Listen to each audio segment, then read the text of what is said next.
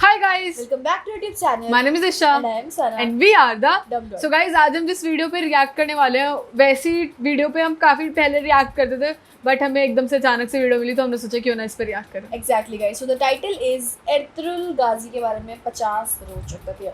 फिर facts about Ertugrul Ghazi. So guys, अगर आप हमारे चैनल पे बहुत पहले से तो आपको पता होगा कि हम कितने ज्यादा एर्तुगरुल के बड़े फैंस हैं। हमने इतने एडिट्स पे रिएक्ट करा है, सब कुछ हम जानते हैं जबकि हमने सीरीज नहीं देखी है। यस गाइज, और मतलब जितने भी फेमस एडिट्स हैं, फेमस उनके सॉन्ग्स हैं, उनकी जितनी भी फेमस जितनी भी एडिटेड वीडियो है सब पे कुछ भी हमारे चैनल पे रिएक्शन। एग्जैक्टली। तो गाइस अभी हमें मिली है 50 फैक्ट्स अबाउट एर्तुगरुल गाजी, तो हम सोचा क्यों ना इस पे हम रिएक्शन बनाए। So if you new to our channel then subscribe, like, share if you want to. और अभी देखते हैं कि ऐसे कौन से फैक्ट्स हैं जो हमें नहीं पता थे इतने बड़े फैन होने के बाद भी। और आप लोग भी कमेंट्स करना, कमेंट में बताना कि 50 से ज़्यादा आपको कौन कौन से और पता है। तो लेट्स जस्ट गो। क्या आप जानते हैं कि एर्तुगरुल गाजी ने ही दुनिया की सबसे ताकतवर सल्तनत की बुनियाद रखी थी। उसने अपने 2000 साथियों की मदद से एक ऐसी हुकूमत कायम की जो 700 सालों तक पूरी दुनिया पर राज करती रही। उसकी नस्लों में पैदा होने वाले सुल्तान मोहम्मद फातेह ने ही दुनिया की सबसे बड़ी तोप ईजाद की थी। एर्तुगरुल के जरिए स्थापित की गई सल्तनत उस्मानिया ने दुनिया को सबसे ज्यादा वैज्ञानिक और डॉक्टर दिए। रॉकेट टेक्नोलॉजी पर आधारित दुनिया का पहला जहाज सल्तनत उस्मानिया में ही बनाया गया था। एर्तुगरुल ने डॉक्टरों और आलिमों की एक बड़ी जमात तैयार की थी जो मुफ्त में लोगों की मदद करती थी। इनका पूरा खर्च एर्तुगरुल खुद उठाता था। एर्तुगरुल अकेला इंसान था जिससे मंगोल भी दहशत खाते थे। 13वीं सदी ईस्वी में जब मंगोलों ने मुसलमानों के सारे बड़े शहर तबाह कर दिए तो एर्तुगरुल ने सोगूत में दुनिया की सबसे ताकतवर सल्तनत की बुनियाद रखी। एर्तुगरुल काई कबीले के मशहूर शासक सुलेमान शाह का बेटा था। सुलेमान शाह ओगोज की नस्लों से थे जिन्होंने चीन से भागकर ईरान और शाम में पनाह ली थी। आपको ये जानकर हैरानी होगी कि चीन में आज जिन उइगर मुसलमानों पर जुल्म हो रहा है वो ओगोज की नस्लों और एर्तुगरुल के खानदान से ताल्लुक रखते हैं। बहुत कम लोग जानते हैं कि एर्तुगरुल गाजी ने कुरान को अपना संविधान बनाया था। उसकी हुकूमत में सूद और ब्याज के इस्तेमाल पर सख्त मनाही थी।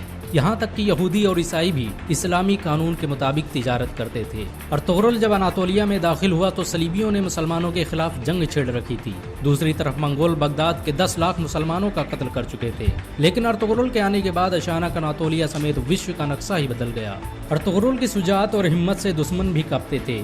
उसने अपने चंद साथियों की मदद से चंगेज खान की फौजों को घुटने टेकने पर मजबूर कर दिया। सलीबियों और मंगोलों के खिलाफ एर्तुगरुल के जज्बे को देखते हुए सल्जूकी सुल्तान अलाउद्दीन कैकुबाद ने उसे अंकारा की जमीनों का मालिक बना दिया। एर्तुगरुल कुरान के बनाए उसूलों के मुताबिक हुकूमत करता था। उसकी नज़र में सब बराबर थे। यही वजह है कि उससे प्रभावित होकर बहुत से लोग मुसलमान बन गए। चंगेज खान के सिपाहसालार और सलीबी कमांडरों ने भी एर्तुगरुल के हाथों इस्लाम कबूल कर लिया।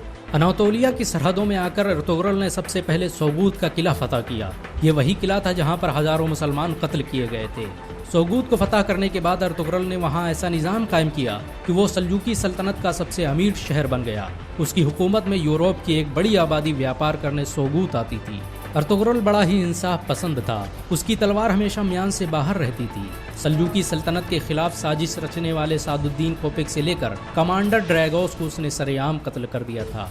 एर्तुगरुल ने जिस सल्तनत की बुनियाद रखी उसने मात्र 100 साल के अंदर ही आधी दुनिया को फतह कर लिया। इस सल्तनत की सरहदें एशिया से लेकर यूरोप और अफ्रीका तक फैली हुई थी।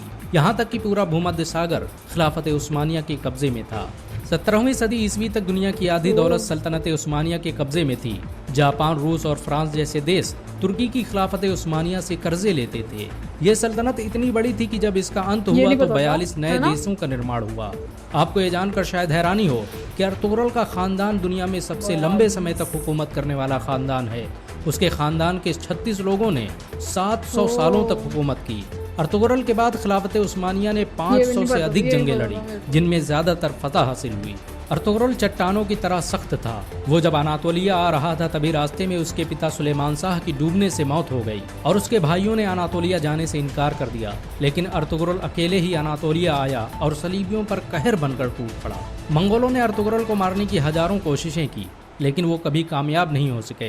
यहाँ तक कि उन्होंने अपने दुश्मनों से भी हाथ मिला लिया।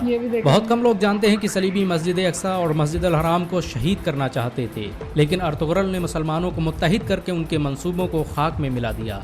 आपको ये जानकर हैरानी होगी कि यहूदी 13वीं सदी ईस्वी में ही इजराइल देश की स्थापना करना चाहते थे और इसके लिए उन्होंने मुस्लिम देशों को खत्म करने की साजिशें भी रची थी। लेकिन अर्तुगरुल की वजह से उनके सारे मंसूबे फेल हो गए, क्योंकि जब सल्जूकी सल्तनत को खत्म किया गया तो अर्तुगरुल ने अपनी हुकूमत का ऐलान कर दिया।